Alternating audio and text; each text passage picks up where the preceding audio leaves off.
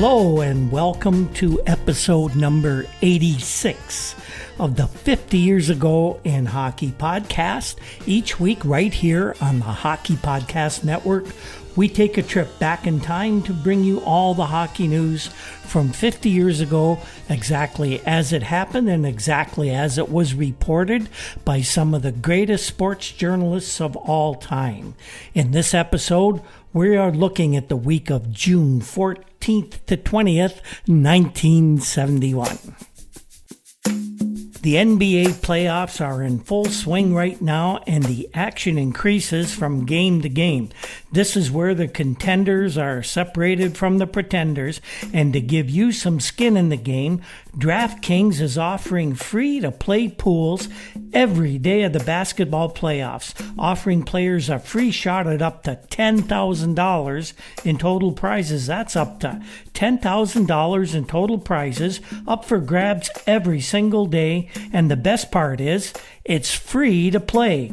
DraftKings free-to-play pools are easy to enter. Just download the DraftKings app, go to the pools section, and choose from a wide variety of free contests for an opportunity to win cash prizes. All you have to do is answer a handful of questions around what you think is going to happen during that day's basketball games and track your results throughout the evening. Questions will range from which team will hit the most threes to which team might score first. DraftKings is safe, secure, and reliable, so you can deposit and withdraw your money at your convenience. Download the top-rated DraftKings app now and use promo code THPN, that's THPN for the Hockey Podcast Network, when you sign up to get your free shot at $10,000 in total prizes every day of the hockey and basketball playoffs. Head to DraftKings Pools page to get your shot at huge cash prizes. That's promo code THPN for a limited time only at DraftKings. Eligibility restrictions apply.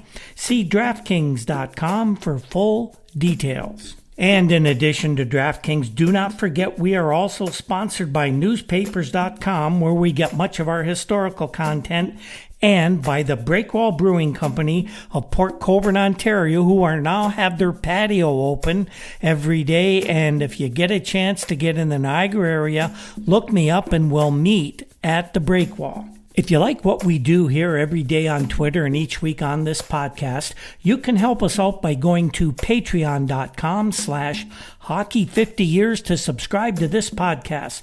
Subscribers not only get early access to each week's free show, but we also have some really neat stuff and special content available only to our subscribers. Some of these features we delve deep into hockey issues of the day back 50 years ago and give you a lot of background and insight that hasn't really been published since that time. That's patreon.com/hockey50years to subscribe. With this week's show, we're entering into what I've called the dead zone of hockey news that happens each year. It's the time between the National Hockey League summer meetings and the openings of training camp the following September. Hockey news does come out from time to time during this period, and we'll report on that. But in our shows in the summer, we'll have more feature-type reporting. We'll have a little more time each week to have a little more detail in what we're reporting. And where possible, we might even reprise some of our favorite shows from the previous season this summer as well. There was a bit of news this week, and there will be some interesting news this summer. And you'll probably recognize it as we report on it. But let's get to the news of the week right now. Now, as we know, last week was the NHL meetings, but there was still a bit of player movement taking place in this week after the drafting and trading sessions. The Philadelphia Flyers broke up a brother act and traded defenseman Larry Hillman to the Los Angeles Kings on the weekend in exchange for journeyman right winger Larry Mickey. Flyers general manager Keith Allen said, "We had an overabundance of NHL experienced defensemen, and I just couldn't turn down the chance of acquiring a player like Mickey." Larry Hillman is now 34 and Mickey is 27. Larry's one of the most widely traveled players in the National Hockey League, and he became expendable just during the last week's meetings when the Flyers drafted 24-year-old Larry Brown from the New York Ranger. Larry's 31-year-old brother Wayne, also a defenseman, he remains with the Flyers. Larry Mickey scored 6 goals, added 12 assists for 18 points in 65 games for the Kings last season. He's a 5'11", 180-pound native of Lacombe, Alberta. He has a good shot from the right-hand side. 2 Ontario Hockey Association Junior A teams made news this week with coaching news for both teams. Roger Bedard was hired for another season behind the bench of the Montreal Canadiens. That's 4 years in a row the Canadiens have announced that they've hired Roger Bedard again. He's been a long-time junior coach, quite well respected in the junior ranks, but he's a little erratic and has had his share of controversy around his junior coaching career. The other coaching move came in London, where the Knights announced they had hired former NHL star and Port Colborne native Bronco Horvath to take over behind their bench. He spent last season in the Maritime Junior Leagues coaching Cape Breton. Another Junior A club, this time the Brandon Wheat Kings out west in Manitoba, announced that they have appointed former NHL coach and general manager Rudy Pillis as their executive general manager. Rudy, as you know, had been with the Denver Spurs of the Western Hockey League until this spring when the St. Louis Blues purchased the team, and the first thing they did was boot Rudy out of a job. But Rudy Pillis always lands on his feet, and once again he has this time with the Brandon Junior operation, and he'll be running the whole show there. This next story, I think a lot of you have been waiting for. I know I've been kind of looking at the news all through this past season to see if we could see any rumblings about this. And there were a few, and we'll talk about that right now. What I'm talking about is kind of rumors of a new hockey league being established to challenge the sovereignty of the National Hockey League as hockey's one big major league. Now, we hadn't reported too much on this so far because it's all been in the rumor stages. Nothing from the mainstream media guys had really been put out in a credible form, and so we really didn't have anything from which we could give you a good report. Now, for years, there's been talk from the Western Hockey League that it wanted to attain major league status, and apparently the Loop came very close to conducting player raids on NHL teams back in the early 60s, and in fact, at that time, Bobby Hull's name was mentioned as a prime target to be signed by a team, probably the Los Angeles Blades, and he would be the first player robbed, you might say, from the National Hockey League. But nothing ever came of that, and the NHL's expansion in 1967 to the West Coast put the kibosh on the WHL's idea to become a major league, although right up until this point in time in 1971, they still harbored some secret desires to actually become a major league, but nobody in that league had the cash or the guts to really try and pull it off. Well, this week, for the very first time in the mainstream media, at least in credible journalistic sources, word came out that a new endeavor being called the World Hockey Association was being established, and it was the brainchild of a couple of guys who brought you the American Basketball Association. Just what hockey needed right now, a league put together by a bunch of hockey-ignorant yahoos to further delete the quality of play and raise player salaries, which you know is going to be passed on to the fans in the form of higher ticket prices. Here's the first story that we came across about this rival loop. Jerry Seltzer, the roller derby baron who made an unsuccessful attempt to purchase the Oakland Seals last year, said this week he's putting together a group to buy a Bay Area franchise in the newly proposed World Hockey Association.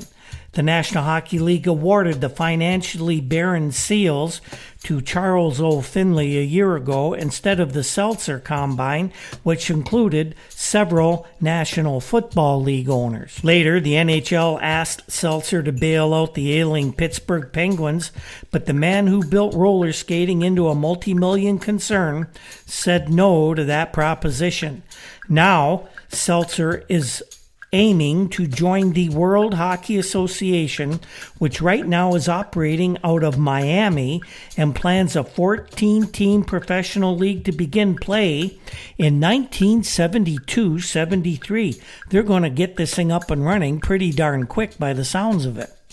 The WHA is a brainchild of Gary Davidson, the first president of the American Basketball Association, and former Oakland Oaks executive Dennis Murphy. And they say it already has 5 franchise commitments in cities such as Los Angeles, New York, Miami, Honolulu, and Milwaukee, which has been considered a prime expansion site for the NHL. This infant organization is also dickering with Baltimore, Boston, Louisville, Greensboro, North Carolina, Columbus, Ohio, Hartford, Connecticut, Atlanta, Winnipeg, Ottawa, Quebec City, and cities in Indiana and New Jersey. The Seals, besides operating in Oakland, have minor league team agreements in Baltimore and Columbus, so we can see a conflict there already. This, by the way, is from the Oakland Tribune. The Tribune contacted Jerry Seltzer, and he had this to say: "If I can promote a July 4th roller derby attraction that draws 30,000 spectators 2 years in a row, I can make big league hockey succeed under local ownership in the Bay Area, and that's exactly what I'm going to do." Well, if this thing ever does get off the ground, we'll of course report on everything we can find on it. About the only good I could see out of this league, as it could raise the salaries of the players, and that's never a bad thing. But that's if the player rating does take place. The problem, as always, is that the NHL owners won't absorb any of the costs to keep the players, so that'll be passed on to the fans, of course. That is, if the NHL owners treat this thing as something serious. NHL owners have known to be very short-sighted, and if these guys do have some good financial backing, they could pose quite a problem for the NHL guys. Here's a story that has resurfaced this week, and if it's true, you gotta wonder if Gordie Howe will even want to be a member of the Detroit Red Wings as the way they're being run by Ned Harkness. Ted Blackman of the Montreal Gazette had the details this week. Ted wrote, "Willie Mays at 40 continues to contribute to San Francisco because he paces himself, never playing on the night before a day game. Jean Beliveau at 39 never played as many games as last season, but by economizing on a power play time, he conserved enough energy to lead Canadians to a most unexpected Stanley Cup." And now, at age 43, Gordie Howe, at last, will begin to pace himself. He's going back on defense, says Detroit coach Doug Barkley while in Montreal the other day. Barkley says, "No, I haven't discussed it with him as yet, but the big guy does what is best for the team, and he played back there at the start of last season." Barkley then corrected himself and said, "Well, that is, he played there until our scoring went so bad we had to make a move and get him back up front." Barkley says that this season the Red Wings will be better off up front, and Gordie and Alex Delvecchio will have a little less ice time, and Barkley says we'll use them in the right spots. Now, Blackman writes that Barkley, who took over last mid-season from a floundering Ned Harkness, apparently has decided that as long as it is his job on the line, he might as well win or lose it himself by calling his own shots. But this in no way means that Howe has or would balk at coaching orders. I personally never believed that this was Doug Barkley's idea, but rather that the boss, Ned Harkness, tells Doug, "You better do this my way." And Ned Harkness wants things done his way in Detroit. Well, in the Detroit Free Press, the main paper in Motown these days, and has excellent coverage of the Red Wings. Their sports editor is Joe Falls. More of a baseball guy, but Joe, as an American, did pride himself on the knowledge he had of hockey. And he expressed his opinion on what this was obviously a plan of the design of Ned Harkness. Joe writes, why doesn't Ned Harkness get off this kick of trying to make Gordie Howe a defenseman? I thought he learned his lesson last season. Falls writes, obviously I'm very prejudiced on this matter, but I can't see why Harkness doesn't let our man go out as gracefully as possible. Howe certainly deserves that much after all he has given to the Red Wings. It'd be one thing if the Wings were a championship contender, and by switching Howe to defense, it might put them into the top position. But they're so sad that it's not going to make any difference where Gordie Howe plays. So I take the chance of embarrassing him in his final season. Anyway, writes Joe Falls, I thought it was Doug Barkley who was coaching this team. You will remember a few weeks ago when we reported on that crazy Eastern Canada Junior A final between the St. Catharines Blackhawks and Quebec City, and all the news it made with the shenanigans going on, rough play on the ice, crazy fans in Quebec, and an eventual forfeit by the Blackhawks.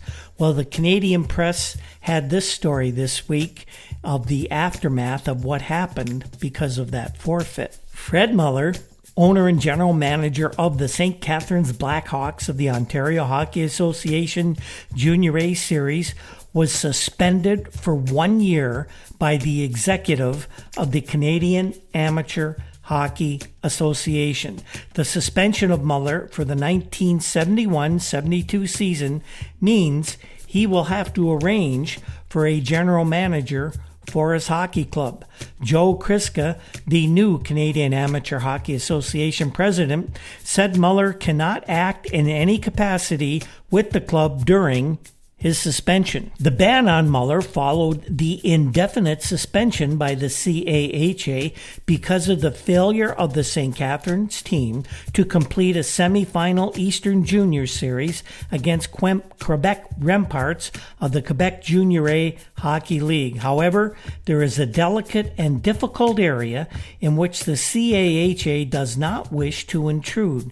That area involves Muller as owner and only shareholder of a corporation. Muller bought out his former partner, Ken Campbell, about a week ago to become sole owner of the St. Catharines Blackhawks. The CAHA is not likely to object to Muller sitting in, as usual, at Junior A owners' meetings, which are held regularly throughout the season. As spokesman for St. Catharines, his absence could be interpreted as a penalty to the other teams involved in business sessions. He apologized to our meeting, reported Gordon Jukes, executive manager of the CAHA, and Juk says he accepted the full responsibility for what happened. It was the first time that any of our clubs had ever done this, that's defaulted in a series, and there was no way that we could overlook it. Now, during this suspension, Muller will not be able to negotiate with players or sign contracts, but as an owner, of course, he can hire a manager and give the orders. He will likely not be prohibited from running the club's financial affairs from his little office in the St. Catharines Garden City Arena. In short, Muller has been suspended as a general manager, but not as an owner. Kriska told reporters, actually the Canadian press, that Muller made his appeal at the indefinite suspension to the executive of the CAHA, and he showed no animosity toward Quebec or Ontario. He accepted the decision, and that's all I'm going to say about it. Muller also was reticent to discuss the suspension at all, and his only statement said, "I've been suspended for 1 year. There's nothing I can say or do about it." And more of the off-ice news that tends to make the headlines during this off-season. In case you had forgotten, there is a certain Canadian team's top executives still dealing with legal issues. And we're talking about, of course, the Toronto Maple Leafs and their head honchos, C. Stafford Smythe and Harold Ballard, both facing income tax evasion charges from the Canadian government. There are a couple of stories that came out early this week that shed a little more light on the case, particularly of Smythe. Smythe's case is the one that they're talking about here, but Harold Ballard, almost identical charges. This will affect his too. Whatever happens with Smythe will spill over into Ballard's case as well. Well, on Monday, J.J. Robinette, who is the lawyer appearing for Stafford Smythe before the Supreme Court of Canada, he said that powers given to the Minister of Justice under the Income Tax Act undermine the right of equality before the law guaranteed to all Canadians under the Bill of Rights, the Supreme Court of Canada was told. Appearing for Smythe, Robinette said that the Income Tax Act allows a justice minister to decide whether some persons can be liable to heavier penalties than others. The 7 justices hearing the appeal reserved their decision. Now, what he meant by this, the Income Tax Act's offenses are what they call dual procedure offenses. In Canada, that means they can proceed by way of indictment or by way of summary conviction, and that decision is always made by the Crown, never by the accused. And so the Crown has the option, or in this case the Finance Minister, has the option, because he's acting for the Crown, to proceed by one of two ways. Proceeding by indictment gives the accused a much more severe penalty than proceeding by summary conviction. Robinette's point is allowing the government this choice would allow the government to treat some people more harshly than others, and that, he says, is against the Bill of Rights. Now, I know a little bit about this because I used to teach the Canadian judicial system to the students at the Ontario Police College, and I tried to do it in a way that would make them understand just how this it sounds very confusing and complicated, but it's really not. This would, in effect, shake the entire judicial system and criminal justice system in Canada if they found that this was, in fact, a contravention of the Bill of Rights. Very, very, it's a long shot by Smythe's lawyers, and we would shortly find out just how much of a long shot this would be. Well, as we mentioned, the 7 justices made no decision this week on this case, but rather said they were reserving their decision for later in the year, and it was expected that a decision would be rendered sometime before the fall, or at least before the end of the year, probably in October. Now, this decision by the Supreme Court had us all kind of wondering what the heck was going on. Why would they defer something like this, especially that long down the road? Well, we got our answer later in the week. Maybe the court had a bit of a heads up from what was going on, that maybe something big was in the offing, and something big definitely was percolating in the background, and by the end of the week, we found out what that something big was. On Friday, C. Stafford Smythe, 51-year-old president of Maple Leaf Gardens Limited, was arrested on theft and fraud charges involving $395,000 in cash and securities. And theft and fraud charges also were laid against Harold Ballard, the Gardens executive vice president. Fraud squad detectives, that's Toronto Police Fraud Squad detectives, were seeking Ballard this morning to exercise a warrant for his arrest, an arrest warrant for Harold Ballard. And there had been an arrest warrant for Smythe as well. They didn't arrest him just on reasonable and probable grounds. They produced an arrest warrant and took him into custody. Smythe was arrested about 11 a.m. by 3 detectives in his office at Maple Leaf Gardens, and he was taken immediately to police headquarters on Jarvis Street, where he was photographed and fingerprinted like all common criminals. He was then escorted to a City Hall courtroom where it was expected he would be remanded to a later date for court, and it would be a first appearance where he would be officially arraigned and a plea would be entered. As he walked from the gardens to a police cruiser, Smythe kept his face averted from a press camera. When a reporter asked if he had any comment, Smythe said, "Yeah, I got lots of comment," but he wouldn't say anything more at that particular point in time. Smythe and Ballard are jointly charged with stealing money and other securities to a value of $146,000 that are the property of Maple Leaf Gardens. This took place between 1964 and 1969, right around the time the income tax evasion charges took place as well.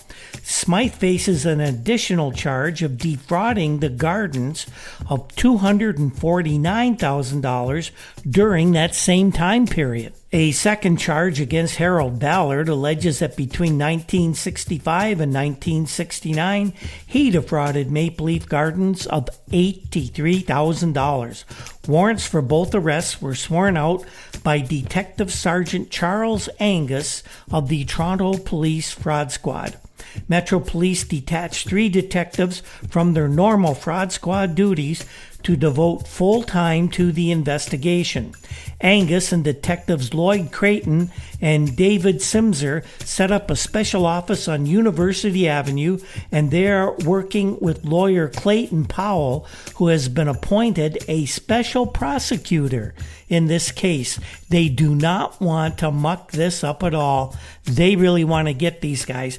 This is a procedure that is reserved for very high-profile cases in which they know no mistakes can be made, because they also know that Ballard and Smythe are going to have the best lawyers they can find as well. Now, this is just how much investigation has gone into this case already. The police said that lawyer Powell and the 3 detectives have interviewed for this case more than 180 potential witnesses. Both Smythe and Ballard have been associated with hockey in the Gardens for most of their lives, as you know. Smythe was a stick boy for the Maple Leafs in the years immediately following construction of the Gardens in 1931 by his father, Conn Smythe. At 11, he was a coach and manager of minor league teams, and he continued these duties with the University of Toronto team while he was studying for his engineering degree.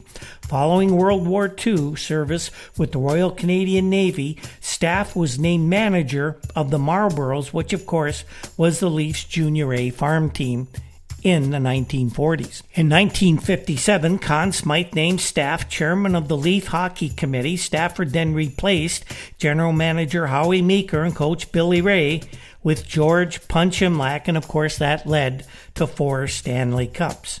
2 years ago, he fired Imlach after the Boston Bruins bumped the Leafs out of the Stanley Cup playoffs in 4 straight games. Stay tuned. There's going to be a lot to go with this story as well, and we'll have it as it surfaces over the coming weeks. Another big story with another Canadian team this week came out of Vancouver, where the ownership of the Canucks hockey franchise suddenly and very unexpectedly was on very shaky ground. Unless you're steeped in banking and financial experience, this whole stinking mess was a tad difficult to follow. Word had come out at the end of the NHL meetings last week that Medicor, the United States-based majority owners of the Canucks, had defaulted on payment of a loan that was due to the tune of $3.4 million US, and trading of the Medicor stock on the American Stock Exchange was halted. Montreal Trust had been appointed to administer the finances of the Canucks, and it was learned that the 4 Canadian directors of the club had resigned, and things just became more murky as the week unfolded. Hal Sergidson of the Vancouver Sun had most of the reporting that we use this week, but there was so much in so many different publications. We tried to collate all of it as best we could. On Monday, Sigerson reported that Medicor President Tom Scallon had secured financing to enable the Minneapolis-based company Medicor to regain majority interest in Northwest Sports Enterprises Limited, which is the parent company of the NHL Vancouver Canucks. The Vancouver Sun learned during the weekend that a New York bank had agreed to lend Medicor the money it needs to match bids on its Northwest Sports stock, which is currently being held in escrow by the Montreal Trust Company on instructions from the British Columbia Securities Commission. That's pretty heavy stuff. A bank shareholder said the loan would be made to Medicor on a short-term, high-interest basis. That sounds to me like what loan sharks do a lot of the time. Now, Medicor was obliged to place its 60.1% interest in Northwest Sports in escrow after the commission learned that a total of $3,505,000 had been transferred to the United States from Northwest Sports Canadian bank accounts. Scallon termed the transfers a loan. Well, the Securities Commission then ruled that the loan had to be repaid by midnight last Wednesday to the hockey team. When it was not, the superintendent of brokers, W.S. Irwin, said the stock could be released to be sold, and that would put Northwest Sports Enterprises up for grabs to the highest bidder, and Montreal Trust was appointed to administer this so-called auction. On Tuesday, the Sun reported that there would be at least 2 and perhaps as many as 5 bidders for Medicor's controlling interest in the Canucks. The opinion was offered by club director Coley Hall, who's been trying to get NHL hockey in Vancouver since the early 60s, and he's been around since the beginning of the Canucks. Now, Hall, in concert with 3 other Canadian directors of the team, has announced that he will resign his directorate at the next annual meeting of Northwest Sports Enterprises Limited, present company of the Canucks. Hall says, "I have certain knowledge that there will be at least 2 bidders for the team, and I think they'll probably be 4 or 5. Wow. Now, Hall, of course, is a very big proponent of having Canadian ownership for the Canucks, and he doesn't sound too optimistic about Canadians taking over the Canucks. He said, "The money to make the deal is here in British Columbia. The bids will be there, but the question is whether they will be just an exercise in futility." Now, the reason Hall says this is because local bidders, or in fact any others who would want to bid on the stock, could be going through no more than an academic exercise, because Medicor, as we mentioned, based in the United States, has the right to match any bids for its own stock. So what they could do is pull off some kind of a financial deal where no matter what the other bid is, they simply match it by getting a loan for exactly that amount. And this is what everybody thinks is probably going to happen, unless the provincial government were to step in. On Wednesday, the Sun reported that Medicor had the cash to recover its shares. They said Medicor's chances of regaining control of the Canucks National Hockey League franchise improved, but the eventual outcome was still in doubt. The Minneapolis-based company, through a letter from its local solicitor Alan McEachern, local meaning in Vancouver, had indicated to Montreal Trust that some $3.5 million transferred from the Canadian bank accounts of Northwest Sports Enterprises will be returned this Thursday. The Sun learned that Medicor President Thomas K. Scallon had arranged a loan, just like we mentioned a few minutes ago, of up to $5 million from the Chemical Bank and Trust Company of New York City. A bank shareholder said that Medicor will use its holdings in the Ice Follies and its shares in Northwest as collateral. for this loan. Well, quite a scene unfolded on Thursday when it was reported by The Sun that Kapasi Enterprises Limited emerged with the interim control of the Vancouver Canucks. Lawyer Alan McEachern, whom we just mentioned, he was acting for Medicor. He said that the parent company of Canucks, Northwest Sports Entertainment, he said that Kapasi Enterprises had redeemed Medicor's escrow shares by turning over $3.65 million to Montreal Trust. Medicor's shares with the place in escrow when it was revealed $3.5 million had been transferred from the Northwest Canadian bank accounts. Montreal Trust released the shares from escrow, and they now will be held in trust by Canada Trust on behalf of Kapasi Enterprises. Now, if the Kapasi company sounds familiar, it's because Herb Kapasi, who's vice president of the firm, is a former social credit member of the Legislative Assembly in British Columbia, and he is also the former general manager of the BC Lions of the Canadian Football League, and he says that Medicor would make monthly interest payments, and they have 12 months to repay the principal, and upon repayment of the principal, Medicor would then get its control of its stock back and control of the Canucks back. Well, stripping away all of the legalese as best he could, Jim Kearney, the fine columnist of the Vancouver Sun, provided us with an explanation on the state of the Canucks ownership at the week's end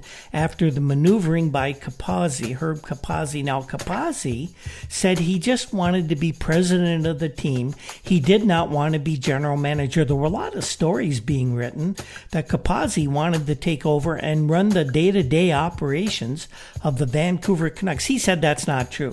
He's a football guy. He's not a hockey guy. He's a hockey fan, and he wants hockey to succeed in Vancouver, and that's why he got involved. But Jim Kearney wrote this: when the smoke of the battle finally clears, you may properly assume that Herb Kapasi will be back in the sporting world with an NHL franchise tucked into his inside pocket of his mod cream-colored double knit suit. Stripped of all legal bafflegab, the Vancouver Canucks ownership deal announced Thursday essentially is this: Medicor is betting that it can pay back within a 14-month time limit the $3.6 million it borrowed from Kapasi Enterprises to repay the money it owes Northwest Sports Incorporated, the Canucks parent company. Kapasi Enterprises captained this venture by the well-known retired football tackle and general manager, and they're betting that Medicor can't do what we just described it must, and thus they will be able to exercise their option to purchase Medicor's 60.1% interest in Vancouver's NHL team.